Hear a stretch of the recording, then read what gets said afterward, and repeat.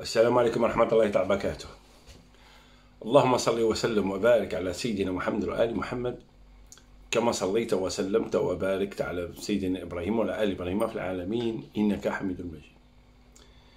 Je vais faire les traductions des 3 ou 4 vidéos qui sont passées avant. J'ai fait en arabe pour mes amis et pour mes frères qui ne maîtrisent pas la langue arabe. Aujourd'hui, je vais commencer par à vous ramener une histoire sur Bilal. Alors, on peut parler beaucoup sur Bilal et 10 minutes ou 11 minutes, ça ne suffit pas pour raconter la vie de cet homme majestueux qui était noir de peau et qui est le premier qui a fait l'appel à la prière dans l'islam.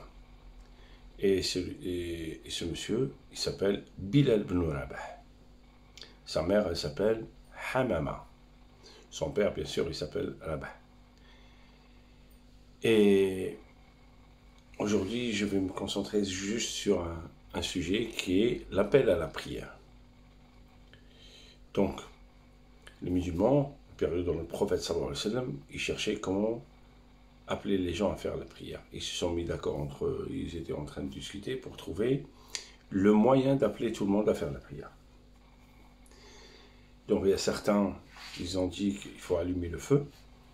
Il y en a d'autres qui ont dit il faut faire la cloche comme les chrétiens. Il y en a d'autres qui ont dit il faut souffler sur un truc comme les juifs. Mais tout ça, c'est déjà des comportements de d'autres religions. Et il ne fallait pas faire comme eux. Il fallait quelque chose de nouveau qui identifie notre religion et la grandeur d'Allah. Ils n'ont pas trouvé de solution. Il y a un certain, il s'appelle Zayd ibn Haritha, qui a été adopté par notre prophète Mohammed sallallahu alayhi wa sallam. Ce dernier, il a fait un rêve. Et dans son rêve, il arrivait un monsieur qui portait 2 habits verts et qui tenait une cloche à sa main.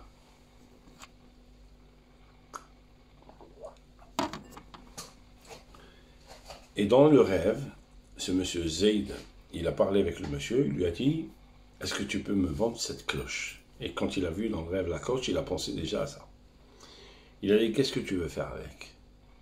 Il dit « On va l'utiliser pour appeler les musulmans à la prière. » Et dans le rêve, le monsieur, il répond, il dit « Est-ce que tu veux que je te montre mieux que ça ?» Il dit « Oui, je veux bien. » Il lui dit « Écoute-moi, répète après moi. » Il répète ces paroles-là qu'on connaît.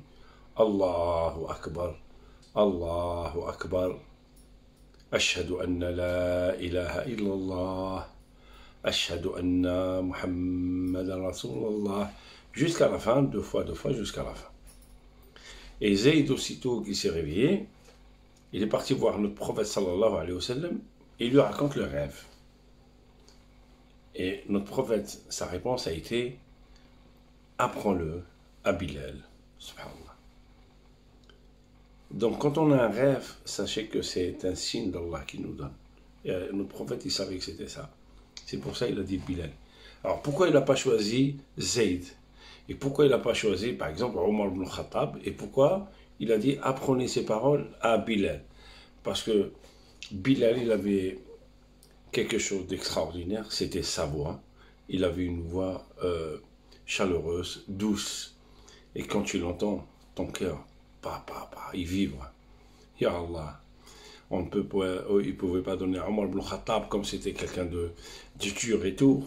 Notre prophète lui a dit, si je le donne à toi avec ta voix et tout, tu vas faire peur aux musulmans, ils ne vont pas venir.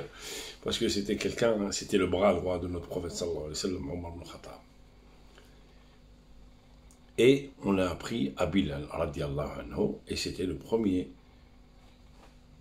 Mu'addin, c'est le premier monsieur qui fait appel, musulman, qui fait appel à la prière. Il a fait appel à la prière à la Mecque et aussi à Médine.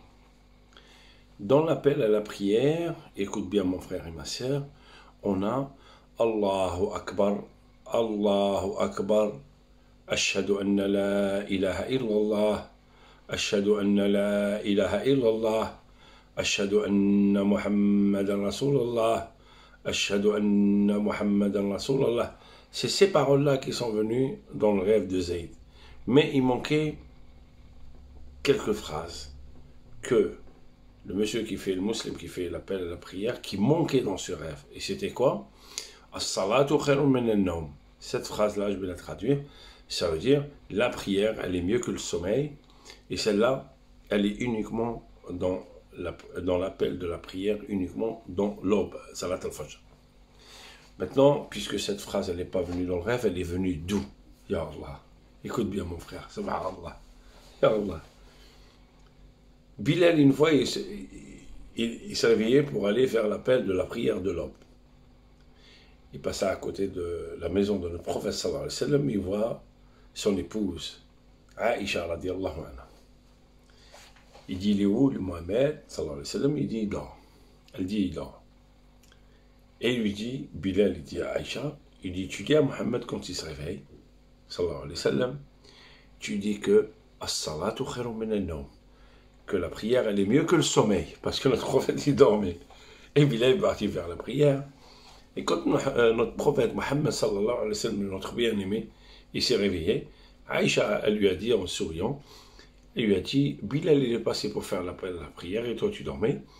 Il n'a pas voulu te réveiller, il m'a dit, quand il se réveille, tu lui dis, as-salatu khairun min an-nawm. La prière, c'est mieux que le sommeil. Vous savez, notre prophète, notre guide suprême, c'est pas un orgueil, c'est quelqu'un de modeste. C'est ce qu'il a dit à Aïcha quand il a entendu ça.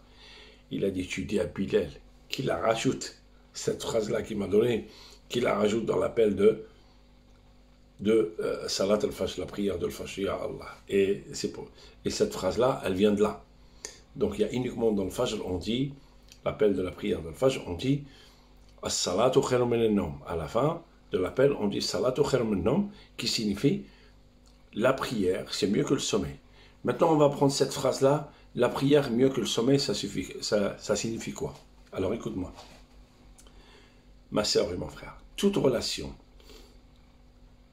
humaine ou autre, où il y a la présence d'Allah, c'est une relation qui est éternelle.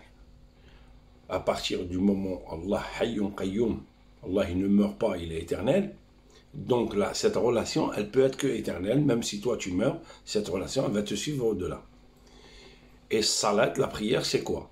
C'est cette relation entre toi et ton Créateur. Donc, as-salat, elle est éternelle et c'est la vie. La deuxième partie, khayrun min an-nawm, mieux que le sommeil. Le sommeil, c'est quoi? Tout le monde dort. Musulmans, chrétiens, juifs, tout ce que tu veux. Tout le monde, toute l'humanité dort, même les animaux et tout. Et le sommeil, c'est quoi? C'est une morte petite. Le sommeil, c'est une porte petite. Maintenant, on va regrouper les deux phrases. Écoute bien. As-salatu, la prière, mieux que le sommeil. Ça veut dire, as-salat, on a dit que c'était la vie éternelle. Ça veut dire la vie. Et le sommeil, c'est quoi, on a dit? La mort. Donc, écoute bien. As-salatu khairun min an-nawm, qui signifie la vie. C'est mieux que la mort. Donc, fais ta prière et reste vivant, mon frère. Ya Allah, qu'Allah vous protège.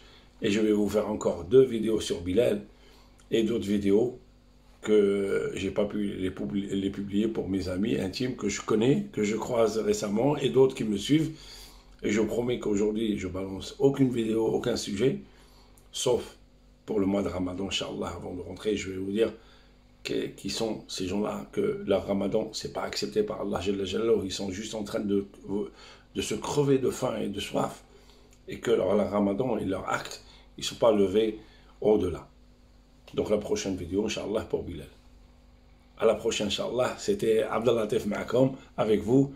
Qu'Allah vous protège. Salam alaikum.